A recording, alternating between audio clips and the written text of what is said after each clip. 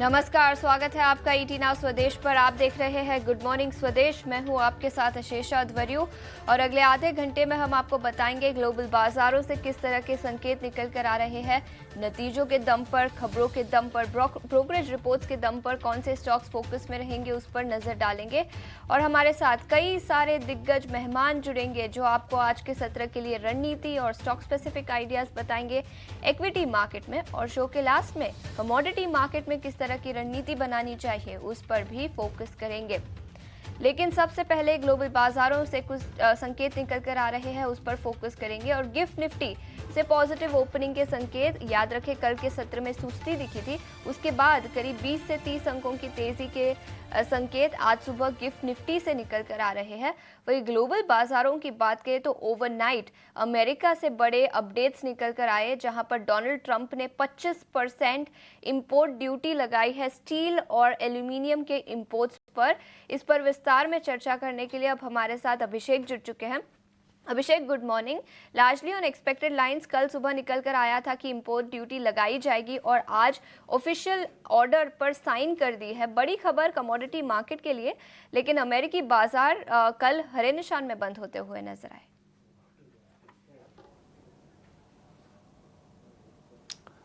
आशीषा, good morning. हाँ, बिल्कुल जैसे कि एक्सपेक्टेड था, जैसा कि उन्होंने कहा था, बिल्कुल उसी तर्ज पर उन्होंने टैरिफ लगाया है। और स्टील के इंपोर्ट पर 25% की ड्यूटी है।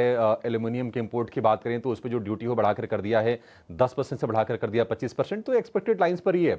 और कल हमने देखा था अभी कि जो स्टील वाले जो स्टॉक्स थे भारत में, वहाँ पर हमने गिरावट देखी थी, क्योंकि जैसे कि खबर आ रही थी कि शायद अगर इंपोर्ट ज़्यादा बढ़ता है अगर चाइना से या फिर बाकी देशों से, तो प्राइसेस पर ऑलरेडी जो प्रेशर है, प्रेशर थोड़ा सा और एक्सटेंड हो सकता है। लेकिन अमेरिकी बाजारों में कल हमने तेजी देखी। 2 दिनों की गिरावट के बाद डाउ जोन्स संभला है। 167 अंकों की तेजी कल रही, करीब करीब 0.25% के आसपास की। और अगर हम नेस्डेक की बात करें तो नेस्डेक में जो तेजी रही करीब करीब 1% के आसपास की रही। 190 अंक चढ़ के नेस्डेक बंद हुआ है और नेस्डेक को सपोर्ट मिला। सेमीकंडक्टर वाले जो स्टॉक्स थे, एनवीडिया में करीब 3% के आसपास की तेजी रही। इसके अलावा दूसरा अगर हम बड़ी कंपनी की बात करें तो माइक्रोन टेक में 4% के आसपास की तेजी हमने देखी है। अगर हम टैरिफ के लिहाज से अगर अमेरिकी कंपनीज की बात करें तो जो वहाँ पर स्टील वाली कंपनीज है, वहाँ पर बहुत ही शानदार रैली देखने को मिली है। अमेरिका की एक स्टील कंपनी है क्लेवलैंड क्लिफ, उसके शेयर में करीब 18% के आसपास का जबरदस्त उछाल आया है। तो ये टैरिफ वॉर की शुरुआत तो हो गई थी, बट अब एस्केलेशन देखने को मिल रहा है। और कहीं ना कहीं देखिए आशंका इस बात की है कि अगर सारे देश अगर इस टैरिफ वॉर में अगर कूदते हैं, अमेरिका के जैसे रिटेलिएटरी टैरिफ लगाते हैं, तो कहीं ना कहीं इससे महंगाई को भी फिर हवा मिलेगी। और ये चिंता सिर्फ बाकी देशों की नहीं है, ये चिंता अमेरिका में भी है कि जहां पर यूएस फेड लगातार स्ट्रगल कर रहा है महंगाई को कंटेन करने के लिए, और दरों में उस हिसाब से कटौती नहीं हो पा रही है, क्योंकि महंगाई अभी भी उनके जो रेफरेंस रेंज है, जो उनके टारगेट रेंज है 2% के आसपास का, उसके ऊपर ही है। तो देखते हैं कि अमेरिका में क्या कुछ असर होता है। बट ये है कि हाँ, डोनाल्ड ट्रंप की एक अपनी स्टाइल है, वो प्रोटेक्शनिज्म की बात करते हैं, वो अमेरिका फर्स्ट की बातचीत करते हैं और उसी तर्ज पर वो टैरिफ लगा रहे हैं। तो ये जो टैरिफ लगाया गया है स्टील पर, एल्यूमिनियम पर, ये अक्रॉस द बोर्ड सभी के सभी देशों पर लगाया गया है। और कुछ कुछ और भी चीज़ें हैं उस पर भी टैरिफ लगाने पर आगे वो विचार कर रहे हैं। देखते हैं कि क्या कुछ निकल के आता है। हालांकि इस टैरिफ का असर अगर हम बाकी बाजारों की बात करें तो कुछ ऐसा खास अभी दिख नहीं रहा है। अभी हम देख रहे हैं कि हल्की गिरावट पर हांगकांग के बाजार और चीन के बाजार कारोबार कर रहे हैं, क्योंकि ये रिएक्शन ऑलरेडी आ चुका था। अगर हम एशिया में अगर हम जापान की बात करें तो जापान में हल्की सी तेजी पर कारोबार होता हुआ दिख रहा है। लेकिन जो नज़र होगी अमेरिका में, इस हफ्ते बहुत ही क्रूशियल इन्फ्लेशन के रीडिंग आने वाले हैं।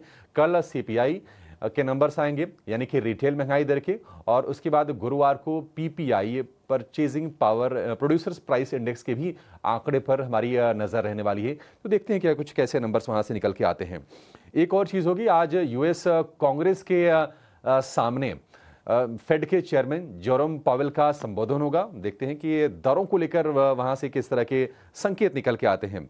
लेकिन अगर हम सोने की बात करें तो सेफ हेवन डिमांड सोने की निश्चित तौर पर बड़ी है, क्योंकि ये ट्रेड वॉर थोड़ा एस्केलेट हो रहा है और पहली बार जो भाव निकल गए हैं वो $2950 के ऊपर जाकर कारोबार करते हुए दिख रहे हैं। क्रूड में भी इसके चलते थोड़ी सी तेजी आई है, ज्यादा तेजी नहीं है, लेकिन $74 के आसपास क्रूड पहुंच गया था, अब $76 के आसपास के प्राइसेस हैं। तो ये ट्रेड वॉर का जो इम्पैक्ट है कच्चे तेल पर भी आ रहा है। और इसके अलावा हम देख रहे हैं कि डॉलर की स्ट्रेंथनिंग फिर से बढ़ने लगी है। अब जो डॉलर इंडेक्स है 108.5 के आसपास फिर से डॉलर इंडेक्स पहुंच गया है। 10 साल की अगर हम बॉन्ड यील्ड की बात करें, ये एक रेंज में ज़रूर है, लेकिन एक नोटिस करने वाली चीज़ इसमें ये है कि 4.5% के ऊपर 10 साल की बॉन्ड यील्ड पहुंच गई है। यूएस के अगर हम फ्यूचर्स की बात करें तो आज आप देखेंगे डाउ फ्यूचर, नेस्डेक फ्यूचर, इसमें आज कमजोरी के साथ शुरुआत हुई है। तो ये मिक्स्ड क्यूज हम कह सकते हैं पूरे ग्लोबल बाजारों से। गिफ्ट निफ्टी हालांकि जरूर आपको संकेत दे रहा है 21-22 अंकों पर खुलने के, लेकिन कल की हमने गिरावट भी देखी है भारतीय बाजारों में तेज, और जो लेवल्स थे शुरुआती गिफ्ट निफ्टी के उसको तो भारतीय बाजार ने कतई तवज्जो नहीं दी।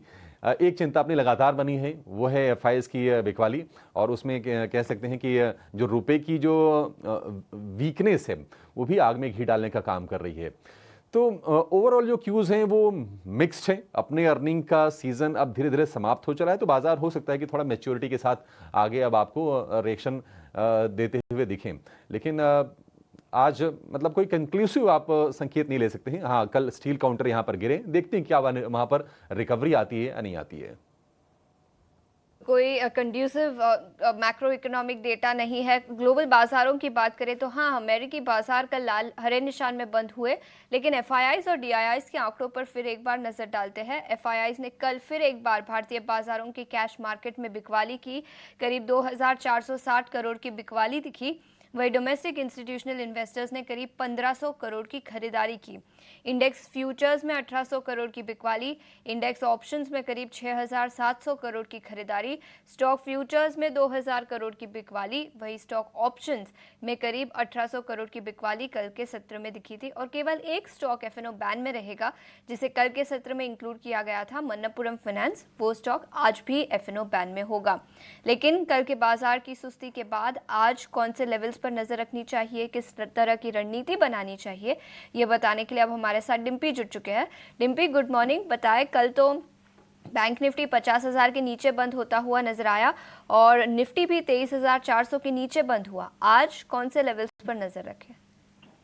देखिए शीशा, कल सोमवार का दिन था और मार्केट में थोड़ा सा फॉल तो हुआ है, इसमें कोई दो राय नहीं। अगर आप लेवल चेक कर रहे होंगे तो दोनों के करीब 170, 177 पॉइंट्स का करीब दोनों में डाउन हुआ है।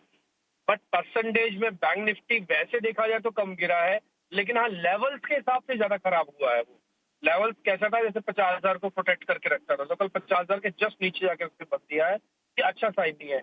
ऑल्दो क्योंकि 200-250 पॉइंट का अभी भी प्रीमियम चल रहा है, तो इसलिए फ्यूचर्स तो अभी भी 50,000 के ऊपर है, बट स्टिल उसने स्पॉट में 50,000 के नीचे जाके कल बंद हुआ है। देखिए कल दोनों के अंदर शॉर्ट्स खुले हैं, नए फ्रेश शॉर्ट्स खुले हैं। आशीषा, आप तो हमारे साथ सुबह शो में रहते हैं, हमने जब चार्ट आपको दिखाते हैं तो ये बात आपको साफ साफ बताते हैं कि देखिए जिस जगह पर मार्केट था वो बहुत ही नाजुक दौर था। उस समय मार्केट को वो बार बार हिट कर रहा था अपने ब्रेकआउट्स को, बट ब्रेकआउट उसको मिला नहीं। ना तो उसने पॉलिसी ने उसको ब्रेकआउट दिया, ना ही पॉलिसी से पहले बजट के इम्पैक्ट ने उसको पॉलिसी उससे पहले का ब्रेकआउट किया। तो बजट तक तो जो हम चल के आए वो उम्मीद और आशाओं से चल के आए थे, लेकिन उसके बाद टिपिकली मार्केट अपने फॉलो अप बाइंग की ना होने की वजह से ब्रेकआउट नहीं कर पाया, और हॉट मनी सिस्टम में नहीं है जिसकी वजह से ब्रेकआउट नहीं कर पाया। जिसका मैंने बेस्ट एग्जांपल आपको दोस्त के घर का दिया था कि बार बार आप दरवाजा खटखटाते हैं लेकिन वो दरवाजा नहीं खोलेगा तो आप बुरा मान जाएंगे। तो एग्जैक्टली वो बुरा मानने वाला फेज कल का सेशन था। लेकिन अभी भी बहुत ज्यादा नहीं बिगड़ा है मामला। अगर आज जैसे गिफ्ट निफ्टी हल्की सी ही बढ़त दिखा रहा है, अगर एक कल के डैमेज को भी कंट्रोल कर ले, आई रिपीट, अगर एक कल के ही डैमेज को कंट्रोल कर ले तब भी आपका there is no damage at all और मार्केट को हम कंसोलिडेशन के मोड में मानेंगे। लेकिन अगर एक कल के भी डैमेज को कंट्रोल नहीं करता तो that means there is some problem और बाजार वापस अपनी कोर स्ट्रेंथ जो उसने बनाई थी उसको खो रहा है। आपको क्या करना चाहिए? आपको दो चीजें करनी चाहिए। पहला, नो एग्रेशन नो डिप्रेशन के स्टांस को बना के रखना चाहिए कि एकदम से उतरना नहीं है और एकदम से खोना नहीं है अपना आपा। दूसरा पॉइंट, एकोमुलेशन के स्टांस को फिर से अपना लो। आपने पहले भी एकोमुलेट किया है और आपको अच्छा प्रॉफिट हुआ होगा, क्योंकि आपने हर छोटे मोटे लेवल पे नीचे जाके डिप पे एवरेज किया हुआ था। तो फिर से एकोमुलेशन के स्टांस पर आ जाओ। तीसरी इंपॉर्टेंट बात, मार्केट का ब्रेकआउट कब होगा सर? मार्केट का ब्रेकआउट होगा जब हम 23,800 को पार कर लेंगे और बैंक निफ्टी में 50,800 को पार कर लेंगे। ये दोनों लेवल्स मार्केट जिस दिन अचीव कर लेगा उस दिन मार्केट वापस फिर नीचे नहीं जाएगा, ये सेल ऑन राइज का मार्केट नहीं, फिर बाइंग ऑन डिप्स का मार्केट में कन्वर्जन ले लेगा। लेकिन तब तक मार्केट को कॉशियस स्टांस के साथ आप काम करते रहें, छोटा मोटा एक्युमुलेशन करते रहें। क्या बड़े क्रैक आ सकते हैं मार्केट में वापस? हाँ, बड़े क्रैक आ सकते हैं मार्केट में अगर अपने वो सपोर्ट तोड़ देता है तो। सर वो कौन से सपोर्ट है? 49,800 बैंक निफ्टी का है और निफ्टी के लिए वो 23,000 का है, आप समझ लो। अगर ये तोड़ देता है तो मार्केट के अंदर फिर से एक बड़ा क्रैक आ सकता है। तब तक आपको ज्यादा डरने घबराने की चिंता नहीं है। ऑप्शंस ट्रेडर्स जो भी हैं सिस्टम के अंदर, वो थोड़ा सा वेट एंड वॉच के साथ काम करें। कल भी मैंने आपसे कहा था कि अभी थोड़ा वेट एंड वॉच करने का दिन है, आज भी वेट एंड वॉच करने का दिन। ऑप्शंस ट्रेडर्स को ज्यादा एक्टिव होने की जरूरत नहीं। हाँ, बीच में 1 घंटा 2 घंटे का जो स्विंग आपको मिलता है 14 साढ़े 14 का फिक्स है, तो उसका बेनिफिट आप लेके एक छोटा मोटा स्विंग का बेनिफिट लेके आप काम करो। अदरवाइज थोड़ा सा बचो, क्योंकि प्रीमियम मीटिंग दोनों तरफ से हो सकती है। दूसरा पॉइंट है, मनापुरम इज ओनली शेयर जो एफ बैन में है। पुट कॉल रेशियो, ये पॉइंट मैं आपको नोटिस करवाता हूँ, निफ्टी का काफी कमजोर है। अगर आप कोई एक्सपेरिमेंट करना चाहते हैं पुल बैक का, तो निफ्टी के साथ करना पहले बजाय बैंक निफ्टी के, क्योंकि निफ्टी का पुट कॉल रेशियो वो 0.75 आ गया, जो कि ओवरसोल्ड कैटेगरी में जाता है। एफआईज की होल्डिंग में कोई मेजर चेंजेस नहीं, उल्टा 2% कम हुई है। अब वो 14% पे वापस हो गए हैं।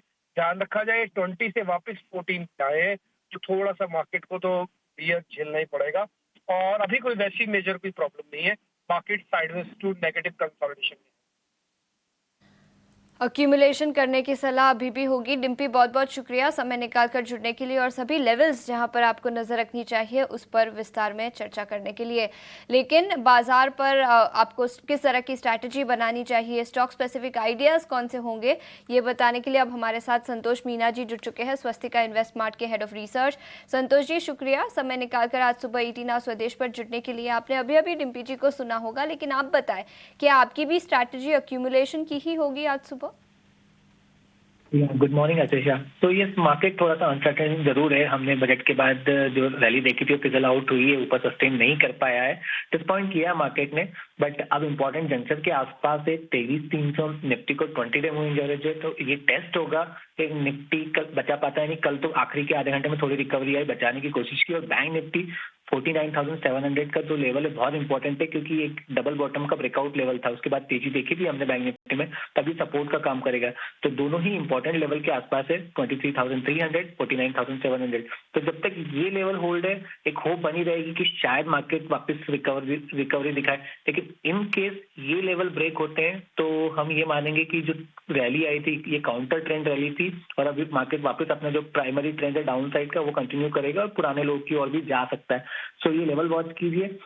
अच्छी बात ये है कि बैंक निफ्टी स्ट्रेंथ शो कर रहा है। ऑप्शन का डेटा भी देखे तो 50,000 के पुट राइटर कॉन्फिडेंस शो कर रहे हैं। तो अगर कोई लीड ले रहे हैं यहाँ से तो बैंक निफ्टी लेगा। प्राइवेट बैंकिंग स्टॉक स्ट्रॉन्ग नजर आ रहे हैं, तो इन चीजों पर नजर रखिए। बस एक चीज मैं सजेस्ट करूंगा, अभी थोड़ा सा मिड कैप स्मॉल कैप को अवॉइड कीजिए। वहां मुझे लगता है पेन अभी भी रहेगा और परफॉर्मेंस आपको लार्ज कैप में ही दिखेगा अगर मार्केट में रिकवरी भी आती है तो।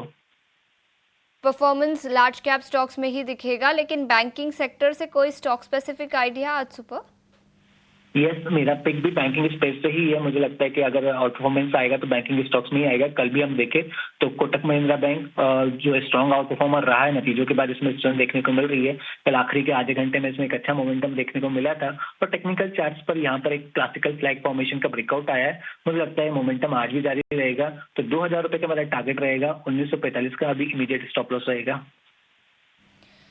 कोटक महिंद्रा बैंक पर खरीदारी की राय 2000 तक के लेवल्स नजर आ सकते हैं और 1945 का स्टॉप लॉस बनाने की सलाह और 2000 का टारगेट। चलते हैं शरद के पास, जो हमारे साथ अब जुड़ चुके हैं, जो हमें बताएंगे नतीजों के दम पर कौन से स्टॉक्स फोकस में रहेंगे और खबरें कहां से निकल कर आई है। शरद, सबसे पहले नतीजों से शुरुआत करेंगे। कई सारे स्मॉल और मिड कैप कंपनियों के नतीजे अभी आना बाकी है लास्ट के 3-4 दिन, लेकिन आज नतीजे कैसे रहे? बिल्कुल आशीषा, आपने सही कहा। 47 अर्निंग्स आ चुके हैं। लार्जली जो है इनलाइन या मिक्स्ड या वीक साइड में है। स्ट्रॉन्ग नंबर्स कम है बट उतना भी खराब नहीं है। और ऑफ कोर्स कल निफ्टी के 3 अर्निंग्स आए थे, मैं तीनों दर्शकों को बताता हूँ। तो सबसे पहले अगर बात करें तो आयशर मोटर्स के आंकड़े की फोकस करेंगे। यहाँ पे इनलाइन सेट ऑफ नंबर्स जो है देखने मिले हैं। रेवेन्यू में लगभग 19% का ईयर ऑन बेसिस पे ग्रोथ आया है, और ओवरऑल जो उसके एबिटा नंबर्स है वो एडजस्टेड लेवल्स पे आए हैं, तो वो भी largely inline set of numbers आए हैं। वॉल्यूम ग्रोथ में ऑफकोर्स थोड़ी सरप्राइज भी आई है। ग्रासिम की बात करें तो स्टैंड अलोन नंबर्स में यहाँ पे वीक सेट ऑफ नंबर्स देखने मिले हैं, होल्डिंग कंपनी है तो ज़्यादा इम्पैक्ट स्टॉक में नहीं देखने मिलेगा। अपोलो हॉस्पिटल्स की बात करें तो largely inline set of numbers आया।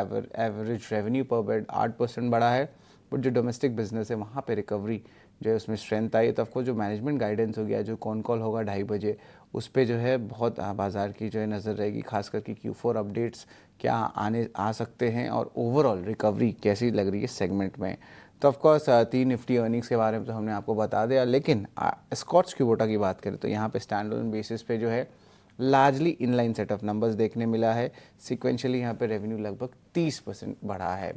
अब हम बात करते हैं नाल्को की। स्ट्रॉन्ग सेट ऑफ नंबर्स आए हैं यहाँ पे और अच्छे जो एल्यूमिना स्प्रेड्स है उसमें भी इंप्रूवमेंट आई और एल्यूमिना प्राइसिंग में भी जो है उनके ऑपरेशनल नंबर्स को एड किया। मार्जिन देखिए 1121 बेसिस पॉइंट सिक्वेंशियल बढ़ा है, तो नाल्को के नतीजे बहुत स्ट्रॉन्ग आए हैं। वही जीएसएफसी की बात करें तो यहाँ पे कमज़ोर नतीजे देखने मिले हैं, रियलाइजेशंस कम हुए हैं, उसके कारण जो ऑफकोर्स मार्जिन्स में भी इम्पैक्ट आया है और overall week set of numbers आए हैं। नायका की बात करें तो मिले जुले नतीजे आए हैं। यहाँ पे रेवेन्यू एबिडा इनलाइन है, हालांकि पैट बिलो एस्टिमेट्स देखने मिले हैं। हिंडाल्को की बात करें तो यहाँ पे कमज़ोर नतीजे आए हैं और याद रखिए हिंडाल्को की जो ये नोवेलिस है इस आर्म की ये नंबर्स की बात कर रहा हूँ मैं। एडजस्टेड एबिटा बात करें तो 19% गिरा ईयर ऑन ईयर बेसिस पे और 21% गिरा है सिक्वेंशियल बेसिस पे। ये दोनों ही आंकड़े एनालिस्ट एस्टिमेट से कम आए हैं।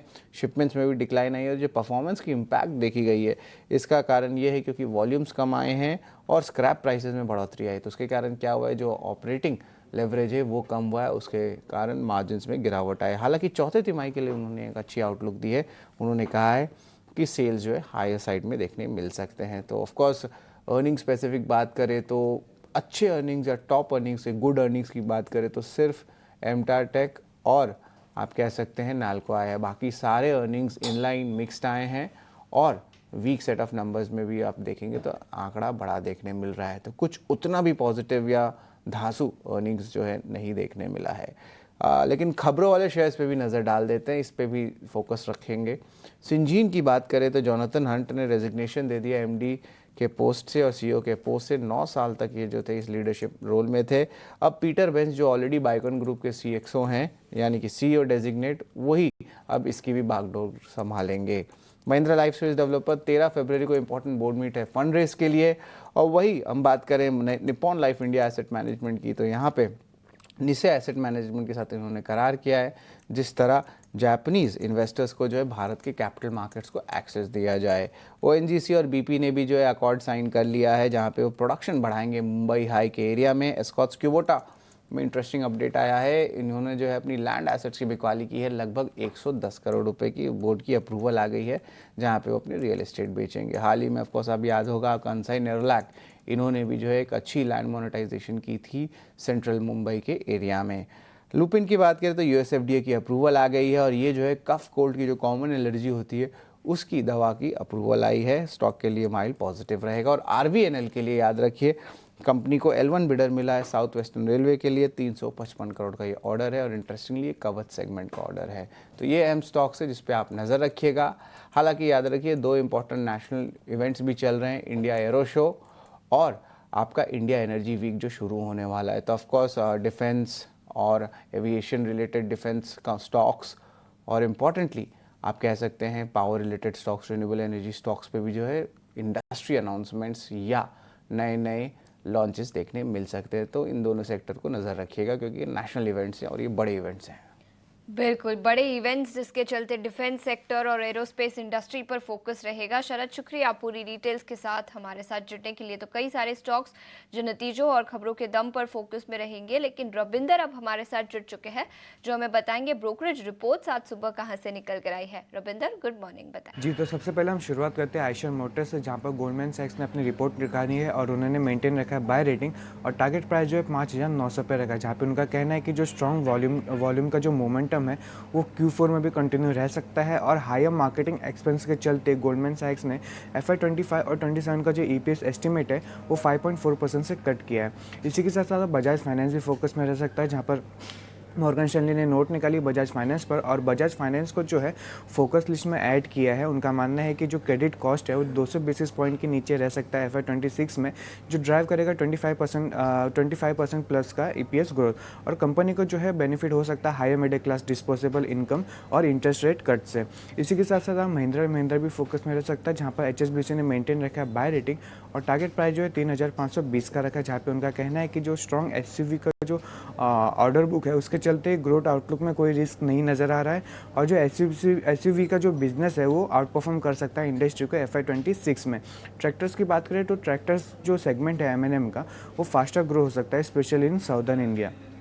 वरुण बेवरेजेस भी आज फोकस में रह सकता है, जहाँ पर मॉर्गन स्टैनली ने मेंटेन रखा है ओवरवेट रेटिंग और टारगेट प्राइस जो 674 का रखा है, जहाँ पर उनका कहना है कि जो मानना है कि जो स्ट्रॉन्ग सेल्स और प्रॉफिट मार्जिन है FY2025 के लिए और जो ग्रोथ मोमेंटम है वो स्ट्रॉन्ग रह सकती है Q1 CY25 के लिए। मैनेजमेंट का मानना है कि जो कैंपा का जो कॉम्पिटिशन है उस पर उसका कोई इफेक्ट नहीं पड़ रहा है कंपनी पे। आखिर में आज एल्केम लैब भी फोकस में रह सकता है, जहाँ पर इन्वेस्टेक ने मेंटेन रखा है सेल रेटिंग और टारगेट प्राइस जो है 5250 पर रखा है, जहाँ पर उनका कहना है कि जो इंडिया का जो एक्यूट थेरेपी बिजनेस है वो अंडर परफॉर्म कर रहा है कॉम्पिटिटर्स को और स्लो ग्रोथ और higher tax rate in FY27 जो है लीड करेगा सिंगल EPS ग्रोथ को। इन्वेस्टर का जो प्रेफरेंस है फार्मा स्पेस में वो मैनकाइंड और JB फार्मा होगा और सिप्ला भी जो है, और इसी के साथ साथ सिप्ला और ग्लेनमार्क भी जो है गुड अल्टरनेटिव है इंडिया फार्मा सेक्टर्स में। बिल्कुल, तो कई सारे स्टॉक्स, फार्मा सेक्टर, इसके अलावा नतीजे जो आए हैं उसके दम पर फोकस में रहेंगे। रविंदर, शुक्रिया पूरी डिटेल्स के साथ जुड़ने के लिए। लेकिन आगे बढ़ते हैं, कमोडिटी मार्केट पर अखिलेश जैन ने अपने कॉल्स हम तक जरूर भेजे हैं, उस पर फोकस करेंगे। सबसे पहले कच्चे तेल, जहां पर पिछले कुछ दिनों में वॉलेटिलिटी दिखी है, तो क्रूड पर खरीदारी की राय 6300 के लेवल्स पर, जहां पर उनका मानना है कि 6425 तक के लेवल्स नजर आ सकते हैं और 6260 का स्टॉप लॉस बनाने की सलाह। इसी के साथ नेचुरल गैस, यहां पर भी खरीदारी की राय दी है, 311 से 317 तक के लेवल्स नजर आ सकते हैं। तो कच्चे तेल और नेचुरल गैस दोनों पर खरीदारी की राय अखिलेश जैन की तरफ से आती हुई। इतना ही समय था हमारे पास इस शो पर, लेकिन